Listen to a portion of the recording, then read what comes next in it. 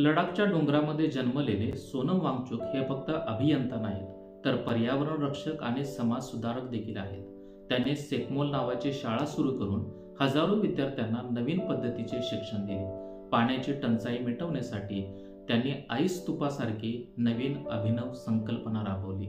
लडाखमधील अत्यंत थंड हवामानात भारतीय सैन्याचे जवान सीमेवर तैनात असतात.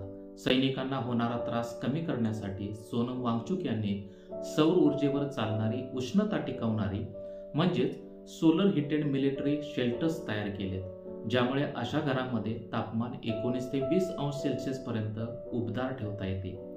देशासाठीच्या त्यांच्या कार्यामुळे त्यांना मॅगसेसे पुरस्कार, तसेच रोलॅक्स अवॉर्ड आणि अनेक राष्ट्रीय व आंतरराष्ट्रीय पुरस्काराने त्यांना सन्मानित करण्यात आले आहे. लडाखसाठी सोनम वांगचुक यांच्या मागण्या आहेत की लडाखला स्वतंत्र राज्याचा दर्जा मिळावा, घटनात्मक संरक्षण मिळावे आणि लडाखमधील पर्यावरण व स्थानिक संस्कृतीचे रक्षण व्हावे.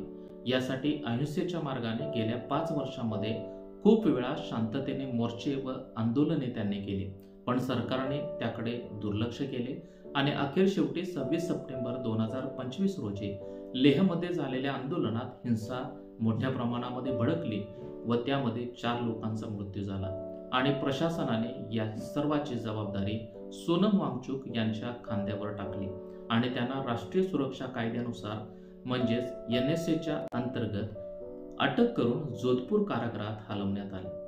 देशासाठी चांगले काम करणारा एक सच्चा देशभक्त, ज्यांनी भारताचे नाव अनेक देशामध्ये गाजवले व भारताचे नाव उंच केले, अशा व्यक्तीला शासनाने सपोर्ट करण्यापेक्षा त्यांना अटक करणे आणि लडाखचा आवाज दडपणे हे खरंच योग्य आहे का?